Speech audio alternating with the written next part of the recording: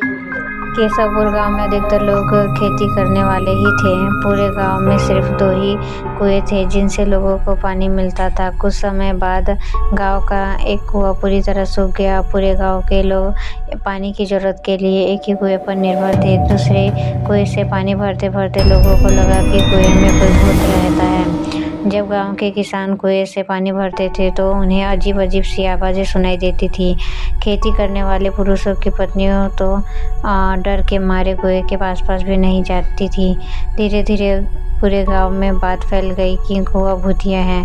अब रात के समय कोई भी कुएं के पास नहीं जाता था। इसी बीच गांव का एक बच्चा कहीं खो गया। काफी ढूंढने के बाद भी बच्चा नहीं मिला तो गांव के लोग उस कुएं के पास उसे ढूंढने गए। वहां पहुंचने पर लोगों ने देखा कि बच्चा कुएं के अंदर मरा हुआ है। अब एक तो कुआं का पानी खराब हो गया और दूसरा बच्चा कैसे मरा, इसको देखकर गांव के सभी किसान परेशान हो गए। सबने एक दिन मिलकर नया कुआं खोदने की सोची। कुछ ही दिनों में कुआं सबने खोद लिया और उसमें पानी भी आने लगा। अब पूरे गांव के लिए लोग नए कुएं से ही पानी भरते थे और भूतिया कुएं की तरफ जाना सबने बंद कर दिया। बड़े लोग समझदार थे इसलिए कुएं के आसपास नहीं जाते थे, लेकिन बच्चे वहां अक्सर खेलने के लिए पहुंच जाते थे।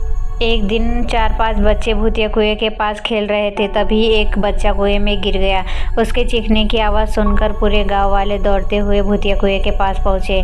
उन्होंने कुएं के अंदर देखा तो बच्चा मरा हुआ दिखा। सबने उस बच्चे के साथ खेल रहे दूसरे बच्चों से पूछा आखिर क्या हुआ था। बच्चों ने कहा वो खेलते खेलते पानी को देखने लगा और अचानक कुएं में गिर पड़ा। इस हादसे के बाद गांव वाले ने तुरंत एक तांत्रिक को जाकर कुएं के पास बुलाया। वहां पहुंचकर तांत्रिक ने बहुत सारे मंत्र पढ़े जिसको सुनकर भूत सबके सामने आ गया। तांत्रिक ने अपनी विद्या का इस्तेमाल करके उस कुएं को छोड़कर जाने के लिए कहा। भूत ने तांत्रिक की बात को मानने से इनकार कर दिया।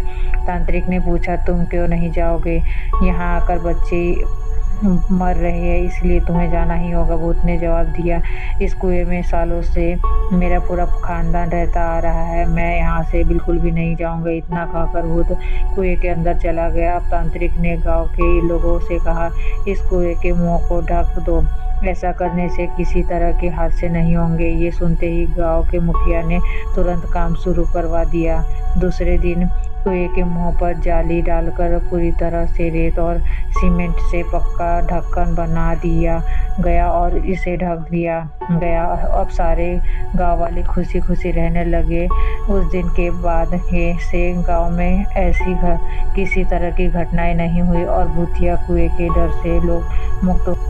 कहानी से सीख, किसी भी परेशानी में हार नहीं माननी चाहिए। किसी न किसी तरीके से उस परेशानी से बाहर निकला जा सकता है। Thank you for watching.